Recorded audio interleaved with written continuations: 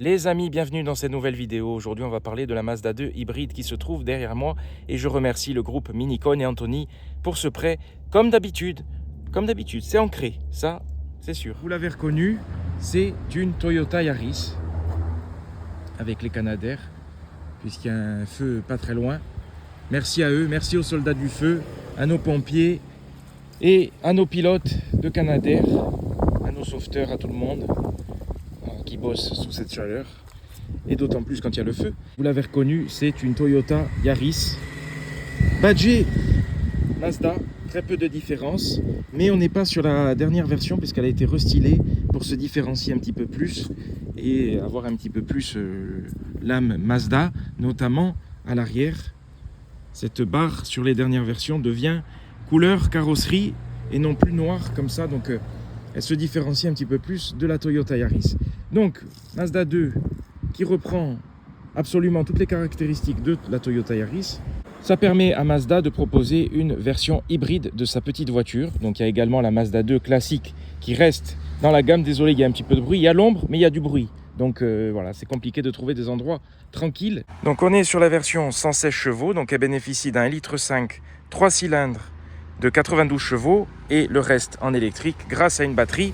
Et avantage de cette voiture, elle ne se recharge pas. Voilà, c'est très bien. On est sur une hybride maligne. J'aime bien le style. Voilà, elle est mignonne, on en voit beaucoup. Elle a du succès et je comprends pourquoi. Avec ses ailes élargies. Alors j'ai changé d'endroit parce qu'il y avait trop de bruit. Là, au moins, on est au calme, mais il y a moins d'ombre. Grande surface vitrée. Ça, c'est bien. Au niveau des pneus, on est sur du 185/65 15 pouces. Donc ça permet d'avoir un petit peu plus de confort. Elle est stylée. Elle est stylée. De jolis feux, les anti-brouillards en bas au coin. Et vous avez cette partie effet carbone. Voilà, c'est du plastique, mais ça rajoute un petit peu quelque chose au style. Avec les deux nervures sur le capot. Voilà, tout en rondeur. Et puis surtout, ce qui est intéressant, c'est qu'elle propose des dimensions assez compactes, puisqu'on est en dessous des 4 mètres. On est sur 3,94 m de longueur, 1,75 m en largeur. Et en fait, elle paraît plus petite parce que c'est les ailes qui sont élargies. Donc on a l'impression que c'est une voiture encore plus petite. Regardez, vous avez la vitre qui plonge et ça s'élargit sur cette partie. Donc elle est plus massive. Elle paraît plus massive. La trappe à essence, il n'y a pas de trappe pour la recharger puisqu'elle ne se recharge pas. Ça, je trouve ça très très bien. Voilà, au niveau du style, c'est assez sobre, hein. C'est assez simple et vous avez ce motif qui est repris sur les feux. Vous avez quelques protections en plastique sur l'arrière. C'est quand même un design atypique et assez japonais. Hein, on reconnaît tout de suite cette patte, cette signature japonaise, je trouve. Regardez les rondeurs, regardez comme elle s'élargit. Alors au niveau du coffre, on a une capacité de 286 litres. Donc c'est pas la meilleure de la catégorie. Après, il ne faut pas oublier qu'elle est en dessous des 4 mètres. 3,94 m, donc c'est quand même bien. C'est un bon ratio, on va dire. Et en dessous, qu'est-ce que vous avez? Vous avez un kit anti-crevaison, mais vu l'arrondi, je pense qu'on peut mettre un support pour roue de secours. Donc voilà, c'est une capacité tout à fait correcte, je trouve, par rapport aux dimensions de la voiture. Et je vois le support, je pense qu'on peut mettre qu'il y a une planche en fait, qui a un double coffre. Voilà le moteur, le 1,5 litre. Voilà, pour moi, il n'y a pas de cache. On voit beaucoup de choses. J'ai mis il n'y a pas de vérin, mais j'ai mis la petite tige qui sert à rien parce qu'en fait, le capot, vous le levez, c'est incroyable. Il tient tout seul. Première voiture qui a un capot qui tient tout seul. Bon, à tout moment, il tombe et il me coupe la tête. Mais pas besoin de la tige. Voilà, regardez. C'est incroyable. Par contre, s'il tombe, qui claque, ça va faire un boucan. Voilà le moteur. Il est neuf, donc tout est neuf, tout est propre. Alors au niveau de l'arrière, on va découvrir ensemble. On n'est pas sur la version plus haut de gamme, donc vous avez un intérieur assez sobre. Regardez, il n'y a même pas le petit logo pour la vitre, enfin, c'est très basique. Plastique dur. Les Japonais sont fans des plastiques durs, puisque au moins ils s'en foutent, ça dure dans le temps. Une belle banquette. Le siège est réglé pour ma taille, ma modeste taille d'1,70 m.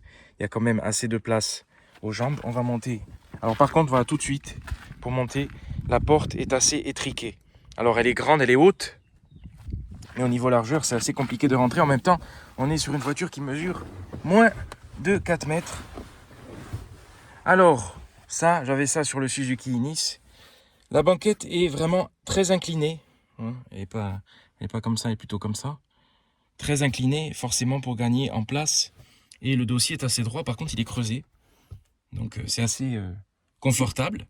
Et la vitre est grande, donc ça c'est bien. Niveau visibilité, il n'y a aucun problème. On est bien installé. C'est pas mal, hein, c'est vraiment pas mal. Hein. Pour une voiture qui mesure moins de 4 mètres, ils ont réussi à bien faire les choses. Voilà, et surtout une belle surface vitrée. Vous ne sentez pas étriqué, ça compense sa petitesse grâce à la visibilité et au pavillon clair. Ça c'est un bon point. Donc vraiment, vu que c'est creusé, on est très très bien installé. Il n'y a pas d'accoudoir. Bon, par contre, la place du milieu, voilà, c'est compliqué. Hein. C'est vraiment pour 2 personnes. La troisième, à l'avant, changement d'ambiance par rapport à l'arrière. On a beaucoup de place. La portière est grande. La vitre est immense. Bonne visibilité, c'est assez arrondi. Voilà, même vers l'avant, très très bonne visibilité. On est vraiment bien. Vous avez une portière assez basique. Hein. Il y a beaucoup de plastique dur, mais bon, les japonaises, on est habitué. Vous avez un bac de rangement en dessous. Commande de vitre, commande pour les portières. Je vous fais un petit tour. Vous avez ce compteur à aiguille. Sur les versions haut de gamme, vous avez un écran, un cockpit digital. Un joli volant avec une partie noire en plastique. Les commandes au volant, vous avez tout. Le volume pour régler la radio, régulateur de vitesse, etc. Il y a tout. Le volant est très très agréable, vraiment. Puis on a vu sur ces, je trouve c'est beau, les aiguilles et tout, je trouve c'est très lisible, c'est très bien. Vous avez ce grand écran qui surplombe le tableau de bord. Alors ça, je ne suis pas fan parce que ça ne fait pas du tout intégré, ça fait tablette rajoutée. Et sur la dernière version de la Mazda 2, il devient totalement tactile. Il n'y a pas les boutons sur le côté. Vous avez les aérateurs qui sont cachés en dessous, avec un rangement pour le téléphone qui est très très pratique et qui tombe sous la main. Commande de clim, à part, ça c'est bien, pas besoin de passer par l'écran. Voilà, avec des boutons soft touch. Voilà, les boutons de clim, c'est simple. L'ergonomie est très simple. Dès que je suis rentré à bord, j'ai tout de suite trouvé mes marques. On a aussi l'ouverture sans clé et le démarrage sans clé, avec ce gros bouton bleu. Au moins, il n'y a pas besoin de le chercher. Voilà, l'affichage est assez simpliste, hein, assez basique, mais c'est pas mal. Là, vous pouvez régler le niveau. Les sièges chauffants, ça c'est très très bien. Prise USB, un grand rangement ici. Le levier, le petit levier de vitesse, mais ce n'est pas un levier de vitesse. La commande de boîte, on va dire, D pour avancer et B pour bénéficier du maximum de la régénération au freinage. Ensuite, vous avez 2 porte-gobelets ici, un accoudoir, ça c'est bien, avec un petit rangement. Alors le siège est assez confortable, on n'est pas sur du perle de lait, voilà, on n'est pas chez DS, chez Citroën. C'est ferme, mais c'est quand même très très confortable. La position de conduite est bonne. Puis il y a un bon maintien, c'est vraiment pas mal. Une ambiance apaisante, hein, exotique, moi j'aime bien, avec plusieurs niveaux sur le tableau de bord. Là aussi, vous pouvez mettre quelque chose. Vous avez aussi une boîte à gants, assez petite, pour le coup. Voilà, les bacs de porte aussi sont assez petits, mais ce qui est bien, c'est que vous avez ces 2 grands emplacements sur la planche de bord. Là, on est sur du plastique dur, et sur cette partie, la partie haute est moussée. Voilà, là aussi, vous avez quelques boutons. Ici, les phares automatiques. Alors, elle est quand même très bien équipée. Hein. Le volant chauffant. Voilà, là, comment le levier pour ouvrir le capot. Réglage de la hauteur des phares. Donc, quand même, volant chauffant, siège chauffant. C'est vraiment pas mal. Avec, bien évidemment, phare automatique, essuie-glace auto. Voilà, une ambiance très agréable. Au niveau du tableau de bord, ne cherchez pas le contour, il n'y est pas. Il est remplacé par cette jauge de puissance, on va dire, selon que vous soyez en mode éco, en mode pleine puissance ou si vous appuyez sur l'accélérateur ou en mode recharge. Vous avez une température d'eau quand même, la jauge à essence ici et vous avez cet écran central avec l'heure, la température, la vitesse numérique, l'autonomie. J'ai mis un petit peu d'essence, on n'est même pas à la moitié du plein, je crois qu'il contient 36 litres et il y a quand même 336 km d'autonomie, donc c'est pas mal. Donc j'ai oublié de vous parler de ces boutons. Au milieu, vous avez le bouton Drive Mode pour changer le mode. Alors, vous avez mode Power, Eco ou Normal. Ensuite, vous avez le EV Mode pour forcer l'usage 100% électrique. Et vous avez le frein à main automatique. Voilà. Donc, vous pouvez l'utiliser en full électrique. Vous avez sur l'écran, c'est très simple, hein, c'est très simpliste. Ça me fait penser à la Toyota Aygo X, ou je ne sais plus comment elle s'appelle, la dernière Aygo. Vous avez un mode qui vous explique, voilà, contrôle d'énergie, qui vous explique tout. Alors on entend le moteur qui vient de s'allumer parce que ça fait un moment que je suis à l'arrêt et que j'ai la clim en marche. Là, le moteur recharge la batterie. La batterie, en roulant, se recharge quand même assez vite. C'est un peu une micro-hybride plus. C'est ça qui est bien, c'est que vous n'êtes pas dans une hybride rechargeable. Et l'utilisation, la gestion entre le thermique et l'électrique se fait d'une manière très douce. Alors là, ça vibre un peu parce que c'est un 3 cylindres. On l'entend très légèrement, mais franchement, à l'utilisation, vous vous en rendez pas compte. Par contre, le seul point qui m'inquiète, c'est le moteur thermique. Avec toutes ces coupures, comment ça évolue dans le temps et est-ce que ça n'use pas prématurément le moteur? Parce qu'il y a des fois, il n'a même pas le temps de chauffer. Et quand vous appuyez pied plancher, il s'active, il se désactive au bout de 2 minutes. Voilà. Je ne sais pas ce que ça donne sur le long terme. Mais bon, je pense que Toyota a étudié la question. Donc vous avez cet écran de gestion avec information de trajet et historique si nécessaire. Et c'est ça qui est bien, c'est que vous ne vous cassez pas la tête à la recharger. Vous bénéficiez du meilleur des deux mondes sans vous emmerder. Menu, qu'est-ce que vous avez? Vous avez quelques réglages. Vous avez ensuite la carte, le GPS. Alors là, celle-ci n'a pas le GPS. Voilà, le moteur thermique vient de se couper. C'est ce que je vous dis, il se coupe, il s'allume tout le temps. Il n'a même pas le temps de vraiment chauffer. Vous avez les réglages. L'affichage est simpliste, assez cheap. Vous avez également phone. Voilà, aucun périphérique. Les boutons sont assez moelleux. Voilà, j'aime bien. L'horloge, fuseau horaire, etc. C'est simple. Franchement, c'est ça qui est bien, c'est que c'est simple. J'ai tout de suite pris mes marques. Je ne connais pas du tout. Hein. C'est une voiture que je ne connais pas du tout. Et ce sera d'ailleurs les 2 mots de la voiture. Curiosité. Parce que c'est vraiment une curiosité pour moi, cette voiture. Je me posais des questions. Je ne savais pas trop comment ça fonctionnait. Je pensais qu'elle était rechargeable, pour tout vous dire. Je ne me suis pas vraiment intéressé à la question. Et j'avais vraiment envie de l'essayer. Donc c'est une vraie curiosité. Le deuxième mot, après curiosité, pour cette voiture, pour la qualifier, selon moi, ce serait surprise. Parce que c'est une très bonne surprise.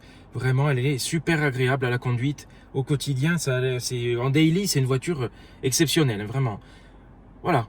Vraiment, bonne surprise et curiosité. Comme dirait Fabrice, il n'y a plus rien à dire. C'est énorme. C'est énorme. Il n'y a plus rien à dire. Il n'y a plus rien à dire sur cette voiture exceptionnelle. Vraiment, c'est très agréable. C'est une ambiance zen. Il y a beaucoup de place à l'avant. Vraiment, beaucoup de place. Alors, la boîte auto, c'est une boîte. Il n'y a pas de vitesse, il n'y a pas de palette. C'est une boîte CVT. La boîte CVT, pour ceux qui ne connaissent pas, c'est le principe du scooter. Vous accélérez et il n'y a pas de vitesse qui se passe. Ça monte, ça fait du bruit de plus en plus. Et c'est tout. Elle est très légère. Quand vous rentrez, tout de suite, il y a une bonne impression. Vous vous sentez bien à son bord.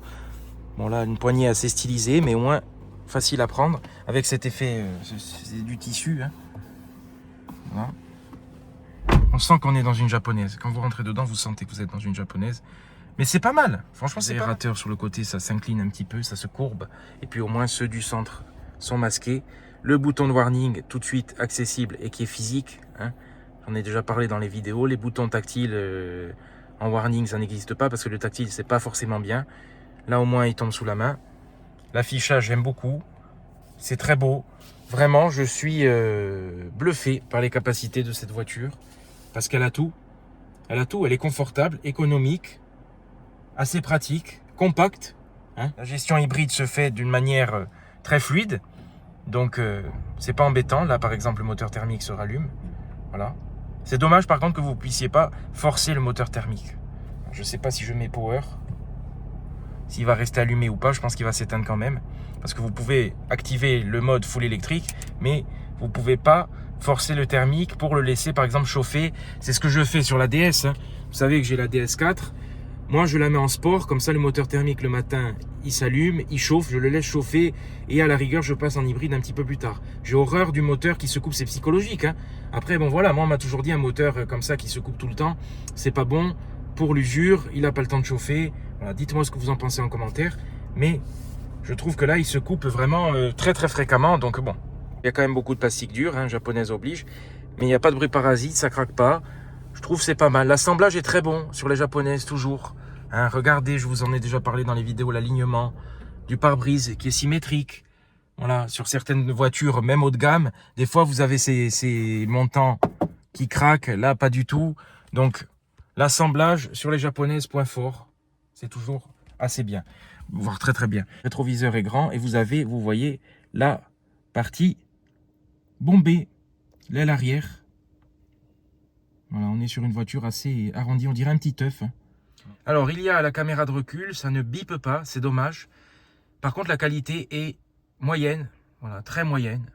Chez Suzuki, je trouvais que c'était un petit peu mieux pour avoir eu plusieurs Suzuki comme japonaises. Je trouve que la qualité est moyenne. Notamment, sur la DS4, la qualité est exceptionnelle. Après, on n'est pas du tout sur les mêmes niveaux de prix, mais c'est flou. C'est flou, merci à Flelou. Alors les amis, il est 19 h, le téléphone survit un petit peu mieux. On va aller rouler un petit peu avec la voiture. Voilà. Alors le thermique, comme je vous ai dit, il se coupe, il s'active et il se désactive souvent. C'est une sonorité de 3 cylindres, mais elle n'est pas désagréable. C'est très souple, très doux. Vous avez sur l'écran le fonctionnement du système hybride en direct, en même temps. C'est assez confortable, c'est légèrement chaloupé. Les suspensions sont quand même assez souples, mais pas trop. C'est un moteur atmosphérique, donc il n'y a pas beaucoup de couple. Je crois que dans les chiffres que j'ai vus, il y avait 120 Nm. Alors je pense que c'est sans l'assistance électrique, parce que grâce à ce boost électrique, vous avez quand même une bonne sensation d'accélération. D'ailleurs, 0 à 100 en 9 secondes 7, donc c'est tout à fait honorable. Ça marche vraiment bien. Là, je suis en mode normal. Je vais mettre le mode Power pour avoir la puissance maximale. Voilà, il y a le PWR qui s'est affiché en vert à l'écran. Je ne sais pas si vous allez le voir. Et quand vous mettez pied plancher,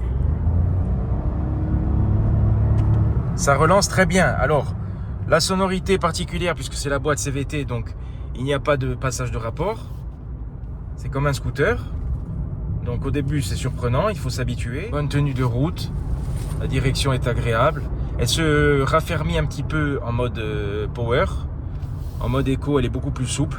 Alors un élément qui m'a surpris, c'est au niveau de la garantie, puisque Mazda propose 6 ans de garantie sur cette Yaris, sur cette Mazda 2 hybride, alors que Toyota ne propose que 3 ans.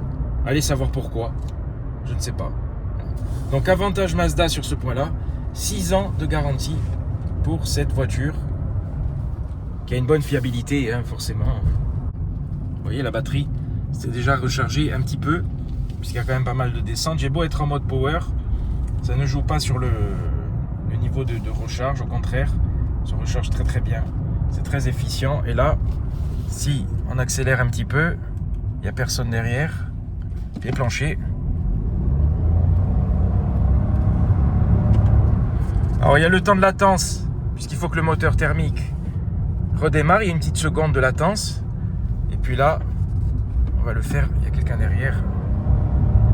Alors au niveau des tarifs, je vous mettrai le prix exact, mais on est à partir de 21 000 € dans la gamme. C'est marrant, le message que vous avez quand vous voulez mettre le mode électrique. La pédale d'accélérateur est trop enfoncée, regardez. Ah, message d'erreur. Plage de vitesse dépassée. Je sais pas quelles sont les conditions pour le mettre en route. J'ai l'affichage de cette manière. Là, les aides, maintien dans la voie est désactivé. La radio, distance, temps écoulé. Ça, c'est toutes les aides que vous pouvez paramétrer. Freinage d'urgence, etc.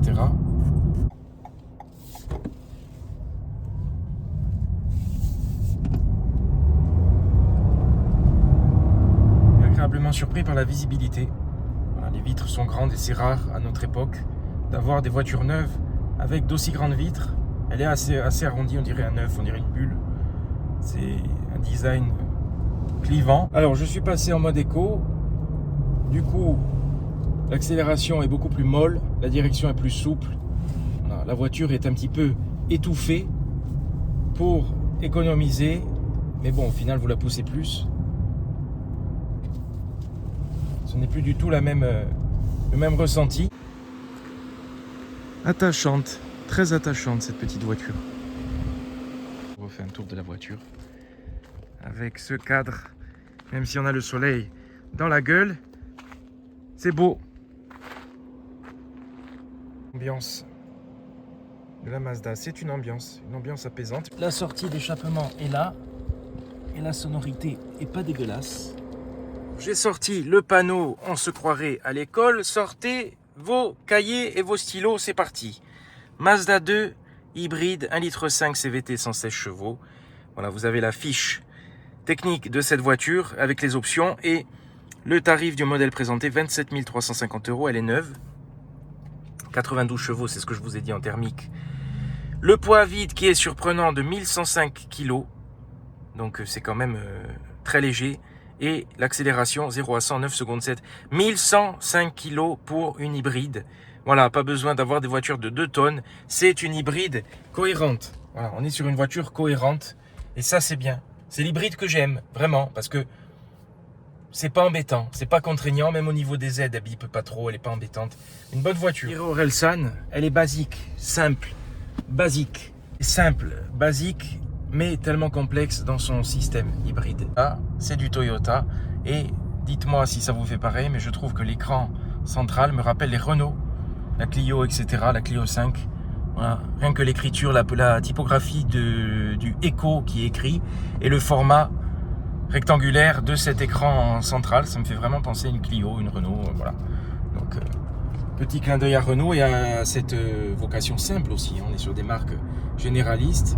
Alors, je viens de comprendre, parce que je n'ai pas étudié la question, le EV Mode, en fait, c'est pour rouler en ville, je pense, tout simplement, puisqu'il s'active à des vitesses, des faibles vitesses. Et là, on va voir, voilà, à 50 km/h, le EV Mode se désactive, donc en fait, c'est ça. Mode électrique pour la ville, donc elle est vraiment pensée pour ça. Je suis éco 86, c'est quand même pas mal, vous avez le score. En fait, il y a d'autres affichages disponibles, notamment celui-ci avec la conso moyenne. Je sais pas si vous allez voir, ouais, il y a un peu de soleil, mais ça va. 4 litres 2 au 100. J'ai quand même fait quelques accélérations, donc je trouve ça très correct. Et je pense que ça peut descendre assez vite. Là, je suis en power en plus, donc il faudrait que je mette en éco pour voir. Elle est tranquille, cette voiture. Alors autant ça me fait penser à Renault, autant ça, je regardais un peu tout à l'heure, la typographie et tout, je sais pas pourquoi ça m'a rappelé Honda, ça me fait penser à Honda. Bon, on reste dans le japonais, mais avec le bouton bleu, voilà, un petit côté Honda sur cette console centrale au niveau de la clim. Mais au moins il reste des boutons, pas besoin de passer par l'écran forcément. Au final, j'utilise quasiment jamais l'écran. C'est une des rares voitures modernes où j'ai pas appuyé sur l'écran, puisque vous avez les commandes au volant et vous avez les commandes de clim ici. Franchement, c'est bien. Puis bien optionné pour l'hiver, siège chauffant, volant chauffant. Le freinage est progressif. Il est bon. Voilà, pas trop puissant, il y a juste ce qu'il faut. Montrer la clé est comme ça, donc je ne sais pas si... Enfin, je suppose que chez Toyota c'est la même, mais pas avec le même logo, hein, forcément. Mais clé très simple, que vous pouvez garder dans la poche, puisque ouverture sans clé. Voilà les amis, la vidéo se termine ici, avec ce coucher de soleil. La voiture ventile un peu, elle a besoin de refroidir. Très bonne voiture, voilà, bonne surprise. Je remercie le groupe Minicogne pour ce prêt. Et les amis, je vous dis bonne soirée ou bon appétit ou bon apéritif. À bientôt pour de nouvelles choses.